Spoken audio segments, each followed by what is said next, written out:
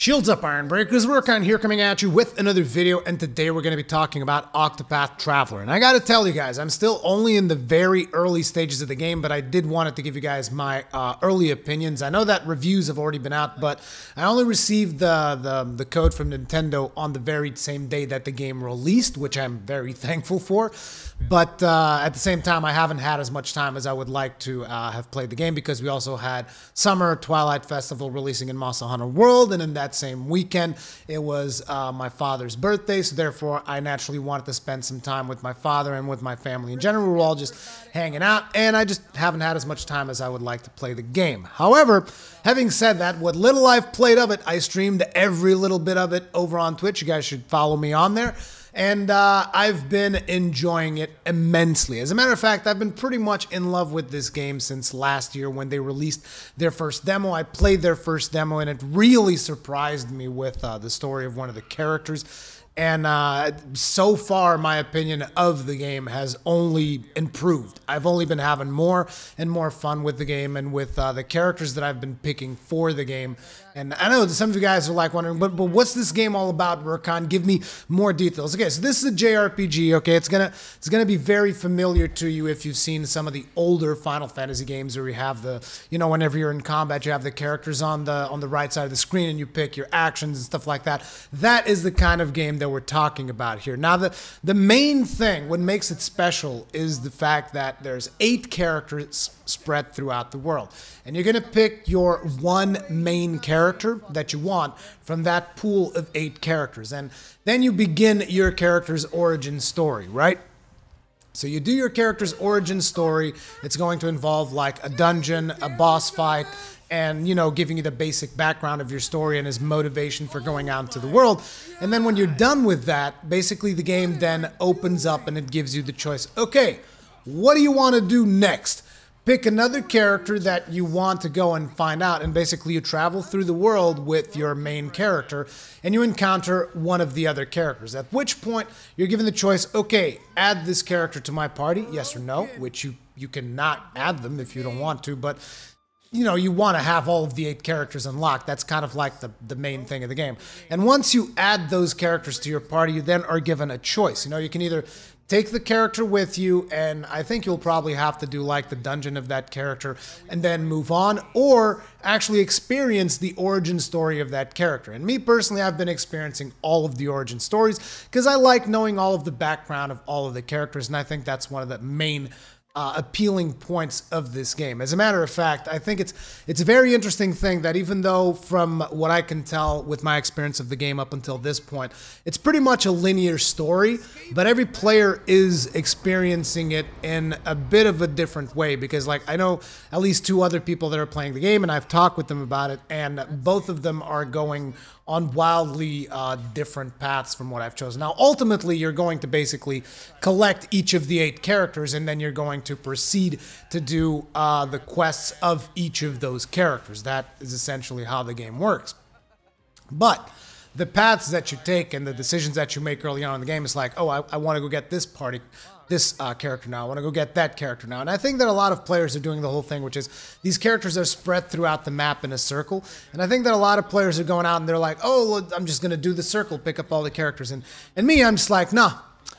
First of all, I'm going to pick my main character, which was the Apothecary, because from a gameplay standpoint, I actually really like the Apothecary. I was surprised. You guys are like, Rurikhan, why didn't you pick the Warrior? Because this game actually has these really cool mechanics that each of the character has that allows them to do special things in town, as well as there's different systems than just your basic, combat systems that you have in a game. So I wanted to have a character that wasn't just about smashing face. And so I went with the Apothecary, and he's able to like inquire people and learn things about people. You get to know the background of every NPC that you encounter, which is useful. And you also get to, sometimes you'll find hidden items. Sometimes it's like because of a rumor that your character has, it's like, now things are cheaper at the inn, or now the armor and blacksmith, they have more items to sell.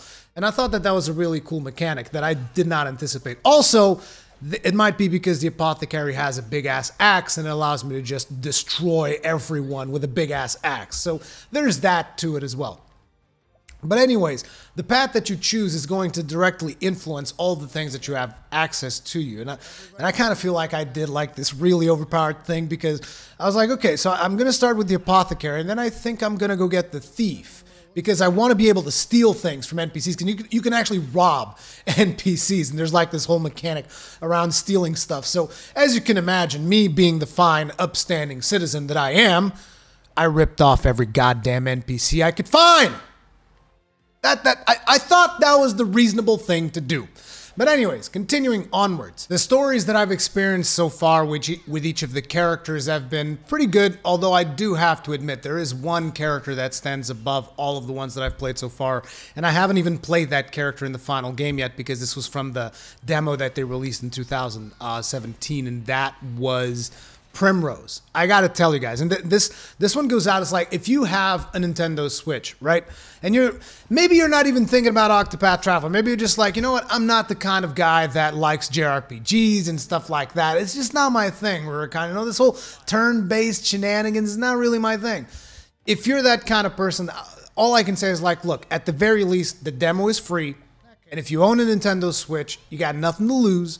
Go to the eShop, download the demo, and you can have access to all the background stories of all of the characters. You can play the game for a full 3 hours, and you can import that save into the final game if you want to continue, or maybe you just don't like the game, and that's fine. But ultimately, my advice to you guys is like, download that demo and select your starting character as Primrose. Check out Primrose's story. That was one of the main things that sold me on this game, because it is a really cool story. I'm not going to give you details. There's actually a video, by the way. If you don't own a Switch, there's actually a video of the Primrose story that I did in my channel. I'll try to link to that either in the description or in the comment section or something, or probably one of those annotation things. I'll put one of those in a corner of videos at some point. But you guys can watch that if you don't own a Nintendo Switch, and it should give you a pretty good idea of what this game is like. So, there's a bunch of really cool stories to each of the characters. Some are better than others, hands down. Like I said, Primrose, the best one so far. The combat system, in my opinion, is pretty good. It does have a mechanic similar to the stuff that we had in Bravely Default, because this is made by the same team that made Bravely Default, essentially. And the mechanic here is a little bit different, because in Bravely Default, you could basically use Brave Points to take multiple turns. And here what you do is you use, they're not called Brave Points, they're called Boost Points. I forget the name. They're called BPs as well. But anyways, you use those, you generate them passively whenever you do a normal turn. You generate a Brave Point, and then you can use those to power up your attacks or power up your abilities, like your spells and stuff like that. And the enemies will usually have like this shield on them, and that means that you have to hit them with something that they are weak against. So some enemies are weak to swords, some enemies are weak to daggers or bows, and all of these different weapons will have different damages, so to speak. And you will have to align yourself with the weakness of the enemy in order to break his defenses. Once you break his defenses, the enemy is going to become staggered, at which point you can attack him with whatever you want, because he's going to be pretty much weak to everything. And this is where you have to play with that combat system, that you can, you know, power up your attacks in order to do multiple attacks in one turn, or power up your abilities after an enemy has been kind of like stunned, in order to deal massive amounts of damage, because they don't have any defenses. And it becomes kind of an interesting tug of war between you and the bosses, of you trying to exploit their defenses, and at the same time the bosses are dealing damage to you, and you have to keep your team topped up. And then each of the characters has like interesting actions that they can take. So for instance, my character being the Apothecary, I can like brew up potions in the middle of battle that can recover my mana, that can recover my health. And I'm going to talk about some of the special abilities of some of the characters that I've played, because I haven't unlocked all the characters yet. You have the merchant, who is actually able to collect money from monsters. Although I gotta be honest, the merchant collecting money feels a whole lot like she's basically stealing money. And then you guys are like, well, what does the thief do then? Well, the thief steals items. So it's like, basically, considering that currently my party is the Apothecary, the merchant, and the thief, I'm a terrible person, because I inquire, I get to know everything about NPCs in towns. and then I use the thief to either steal items from them, or if I find that the items are too hard to steal, I use the merchant to buy those items off of them. Or sometimes they're like, oh, this item's not for sale, and I'm like, well, I guess I'm getting the old 5-finger discount then. And then against monsters, I also steal items from them as well.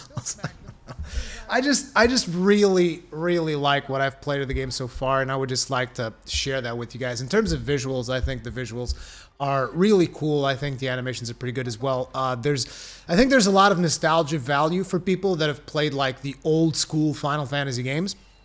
But as someone that does not include themselves in that particular demographic, because I never really played the old school Final Fantasy games, I still greatly enjoy the visuals of the game. I think it's a very original approach by putting in the pixels of like the pixel art style of old video games mixed in with the special effects that you have on the Unreal 4 engine. It just creates a very distinctive look to the game, and it looks beautiful, whether it is in handheld mode or in TV mode. I just think the game looks beautiful all around. And it just reinforces the whole concept that video games ultimately are art. And it doesn't have to be about, you know, friggin' hyper-realistic graphics, which is cool. It's cool when there's hyper-realistic graphics, but there's also room for a wide breadth of different art styles that you can bring to games. And the art style that they do in this game is, in my opinion, a beautiful art style. And again, it is designed to evoke nostalgia, but at the same time, I personally don't have that nostalgia, and I still love the way the game looks. I'm enjoying the stories greatly, some better than others. Primrose, I keep talking about Primrose. I think her origin story is friggin' amazing. And basically the whole thing, the concept of you kind of, instead of picking your ending, so to speak, because like I said, the vibe that I get, I haven't finished the game, I'm just at the very start. The vibe that I'm getting is that the story is very much linear, but the beginning of the story is going to be very different for every player that plays it, depending on the character that you pick and the subsequent characters that you go and choose and experience those stories, and how you decide to, you know, I want to take this character now and that character now. Me personally, I'm just going about and I just like, this character sounds interesting, I want to go get her, because like, what kind of class is a merchant? You know, like, you know what a thief is, which I wanted to get a thief so that I could steal stuff. Then it's like, what does a merchant do? You know, it's like, what the fuck are you gonna do with a merchant? And interestingly enough, the merchant, as far as I can tell from the classes that I've picked up so far, she's the first one that actually gets like an AoE spell as well. So there's a lot of balancing on the game in regards to how each of these characters operate, and the weapons that they can use and stuff, and the abilities that they give to each of the characters. And I just really like the systems overall up until this point. So if you guys want to check out more of that stuff, remember, like I said, if you're curious about the Primrose story and you don't have a Nintendo Switch, you can watch the video on that because I did it on my channel. And if you want to watch me play more of it, feel free to check me out on twitch.tv. There comes the train to annoy the crap out of my audio, but thank you very much for watching. If you guys enjoyed this video, remember, hit the like button, subscribe, click the bell icon, all of that stuff, and I'll see you guys in the next one.